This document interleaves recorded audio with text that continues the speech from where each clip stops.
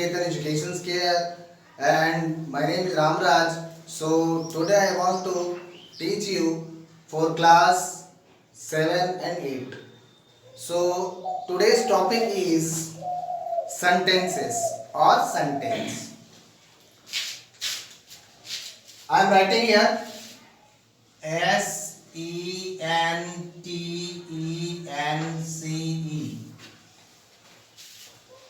Mostly students know about the spelling of sentence. The student who doesn't know the spelling, so he will know sing of this word.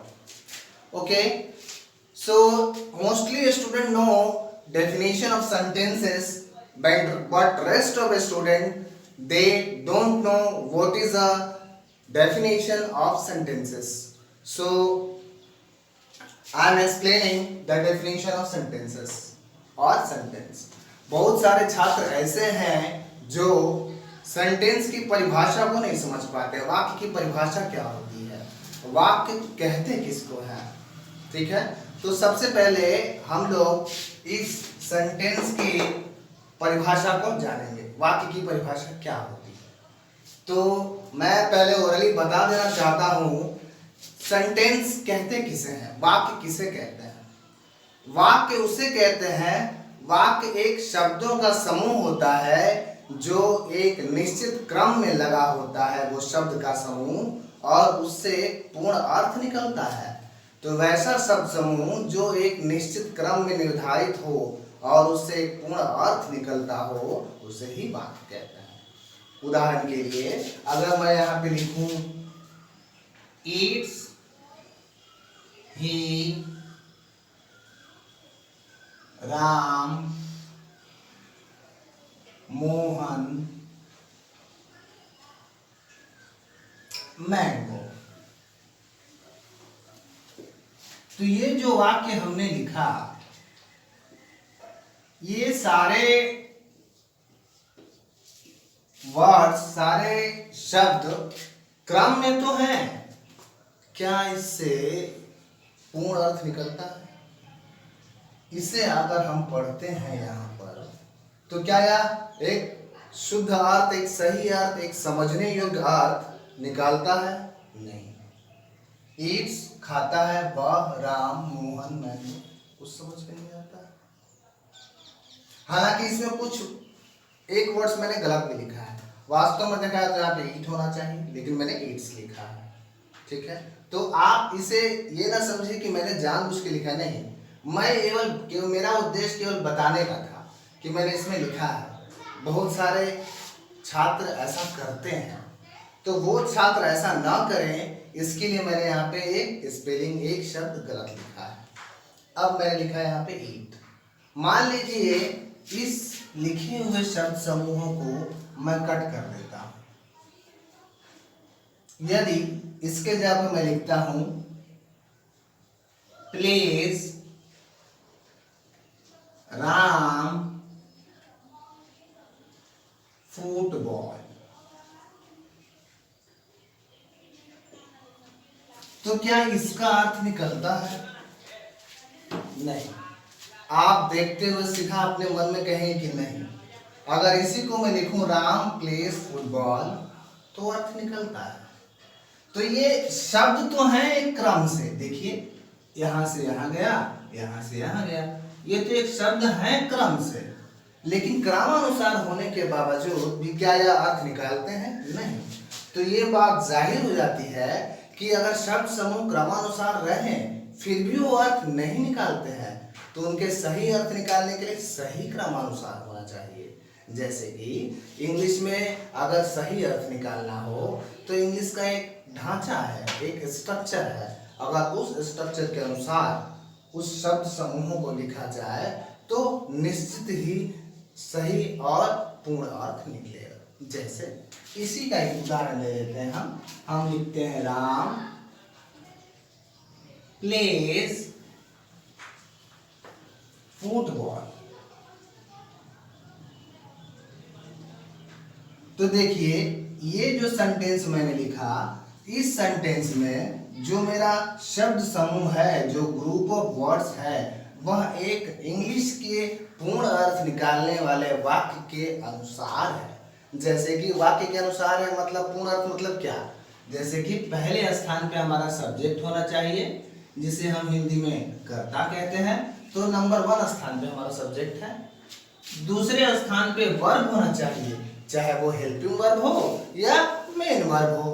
तो हमारे यहाँ पे लिखा हुआ जो शब्द है यह एक वर्ब है, लेकिन कौन सा वर्ब है?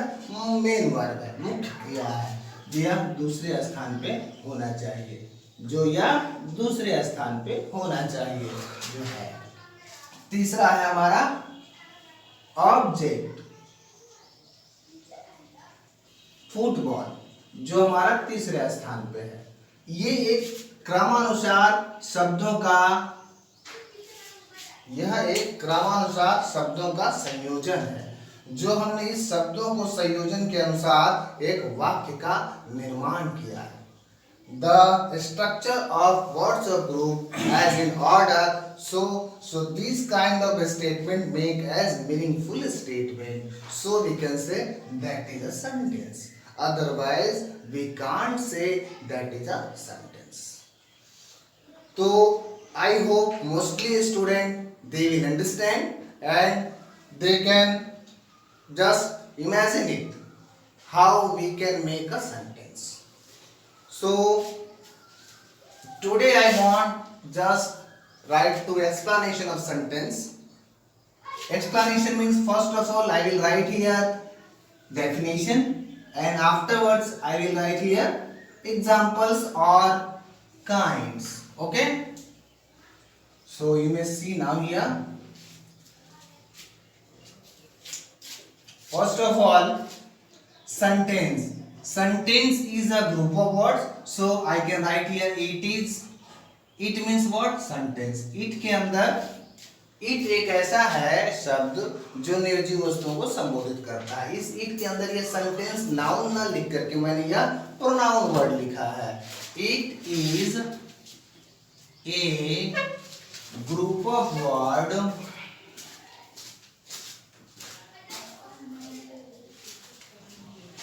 It is a group of words that make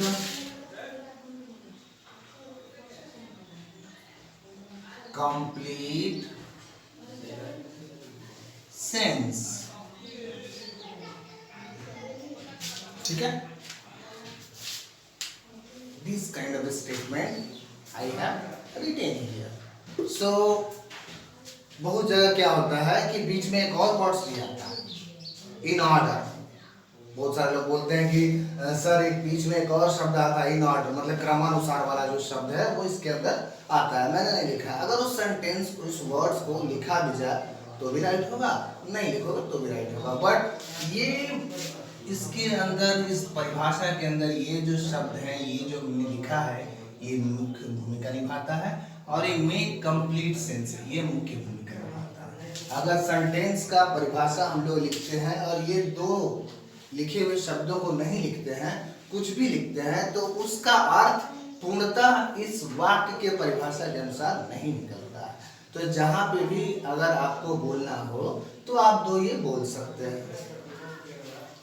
ध्यान दीजिए, याद करते समय यही दो बातें, यही दो प्रकार के जो शब्द हैं आपको याद रखना है। ये इट इज तो कोई भी याद कर लेगा, दैट तो कोई भी याद कर लेगा। तो ये दोनों चीज जो है, इसीलिए स्टूडेंट जो है फंस जाते हैं बोलने में, तो इसको हमको ध्यान रखना है। तो आप कर लीजिए, यही सेंटेंस का परिभाषा हो गया। क्या परिभाषा हो गया? It is a group of words. It is माने सेंटेंस, सेंटेंस शब्दों का समूह है, जो कि, दैट माने जो कि क्या करता है, मेक कंप्लीट सेंस, जो पूर्ण अर्थ निकालता है। मेक माने निकालना, कंप्लीट माने पूर्ण, सेंस माने अर्थ। तो ये इसका डेफिनेशन हो गया। अब चलते हैं काइंड्स पे।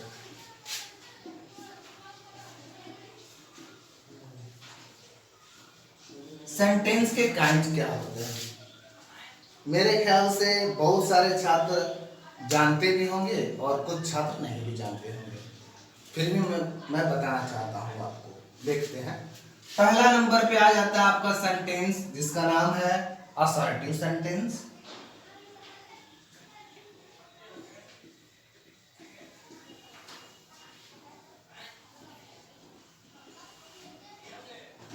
मैंने यहाँ पे लिख दिया है असर्टिव सेंटेंस। अब असर्टिव सेंटेंस कहते किसको है?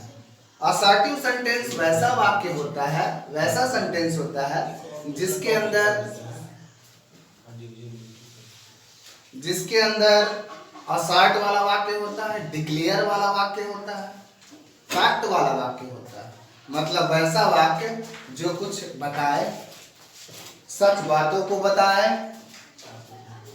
तथ्य क्यों बताए, तथ्य माने ओरिजिनल बात, रियल बात, सही बात, तो फैक्ट को शो करता है। असर्ट प्रकार के टाइप को सेंटेंस को शो करता है। असर्ट माने असर्टिव का मतलब होता है असर्ट को शो करने वाला वाक्य।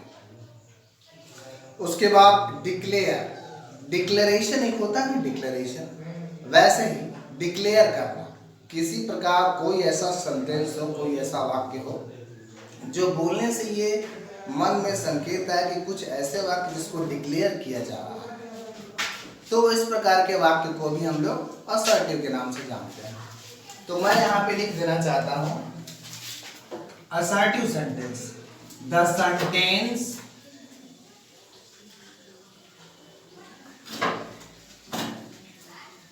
which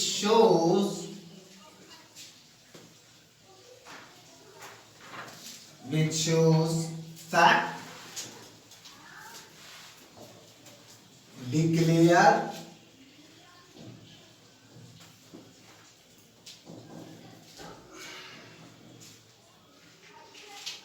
और assert,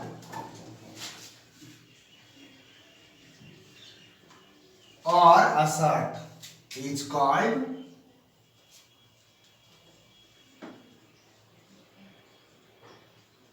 असर्टिव। मैं यहाँ पे शॉर्ट में लिखता हूँ ये डबल एस टी का मतलब आप इसे असर्टिव समझिएगा, असिस्ट नहीं समझिएगा, असर्टिव सेंटेंस। इसका ये मैं शॉर्ट फॉर्म लिख देता हूँ, यू मे अंडरस्टैंड। ओके, तो असर्टिव सेंटेंस किसे कहते हैं? वैसा वाक्य जो डिक्लेयर करता हूँ। जैसे कल मैं रात को पढ़ा था, मैंने डिक्लेयर कर रहा हूँ, मैं आपको डिक्लेयर कर रहा हूँ, डिक्लेयर मैंने बता रहा हूँ। मैं अंग्रेजी विषय पढ़ाता हूँ, डिक्लेयर कर रहा हूँ, बता रहा हूँ। इस समय पूरे देश में लॉकडाउन चल रहा है, तो ये क्या है? फैक्ट है, तथ्य है, सच बात है। तो इस प्रकार के तीन उदाहरण जो मैंने आपके सामने बताए, ये तीन उदाहरण इस प्रकार के वाक्य में आता है, मतलब इसी वाक्य में आता है, असर्टिव सेंटेंस में आता है। इसे ही हम लोग असर्टिव सेंटेंस कहते हैं। जो बातें सच बताई गई हो या कुछ डिक्लेयर किया गया हो, उसी को हम लोग असर्टिव कहते हैं। ठीक है, चाहिए तो मैं यहाँ पे और उदाहरण भी आपके सामने लिख देता हूँ ताकि आप इसे क्लियर आसानी पूर्वक कर सकते हैं।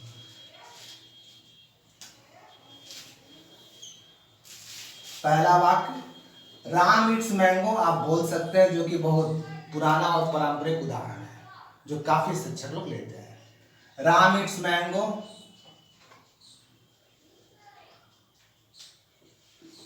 that is the example of assertive sentence. Next, he runs, assertive sentence.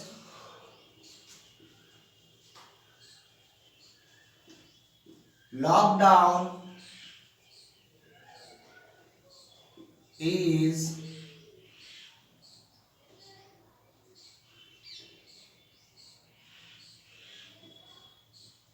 continuing in the world.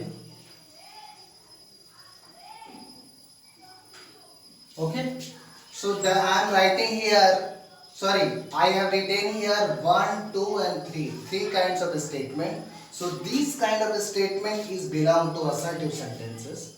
Okay, so next statement is what? Next statement is interrogative statement. It means interrogative sentence. So I am writing here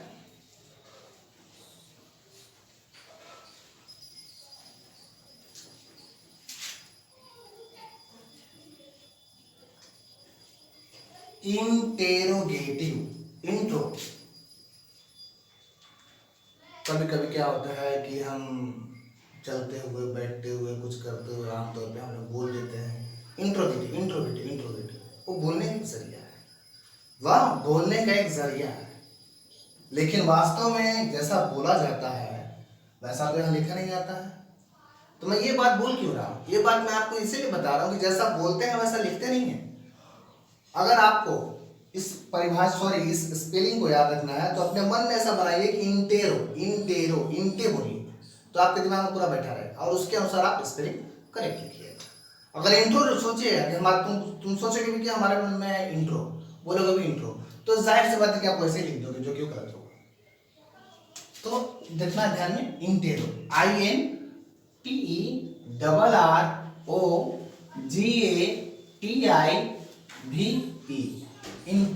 interrogative sentence.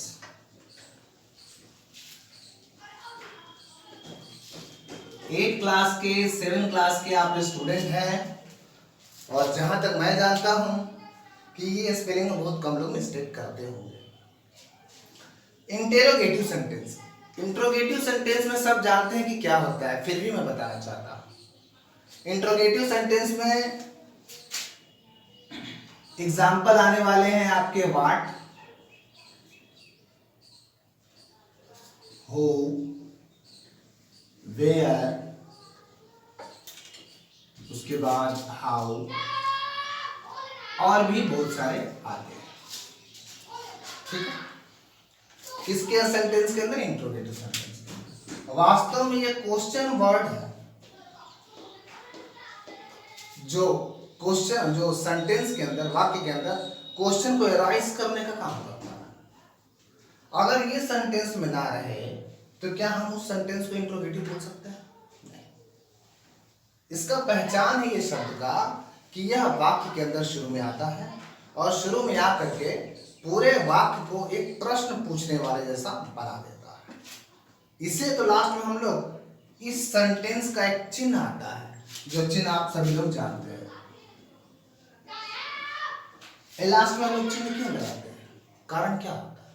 बस इसी के, क्योंकि ये word जो है, ये शब्द जो है, वो सेंटेंस को एक प्रश्न पूछने जैसा बना देता है। What is your name, where are you going, where have you gone, इस प्रकार के बात, जो कि एक प्रश्न पूछने जैसा बना देता है। इसीलिए हम लोग इसे कहते हैं इंटेरोगेटिव सेंटेंस। वैसा सेंटेंस, वैसा वाक्य जो प्रश्न पूछने वाला का, जो प्रश्नवाचक वाक्य है, जो हमने बताया कि एक क्वेश्चन मार्क इंट्रोगेटिव सेंटेंस का एक मार्क होता है, जो कि शो करता है प्रश्नवाचक वाक्य के लिए। ओके, अब आगे चलते हैं।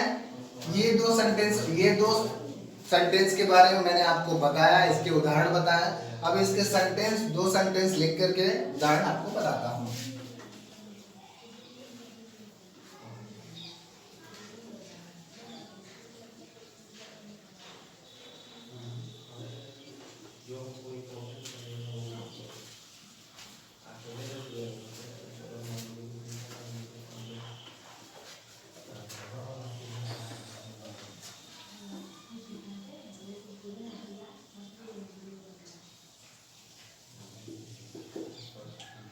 ठीक है, मैंने यहाँ पे दो उदाहरण लिख दिए इंट्रोगेटिव सेंटेंस के। आप देख सकते हैं स्टार्टिंग में इसमें व्हाट लगा हुआ है और स्टार्टिंग में इसमें वेयर लगा हुआ है, लास्ट में सब क्वेश्चन मार्क है दोनों में।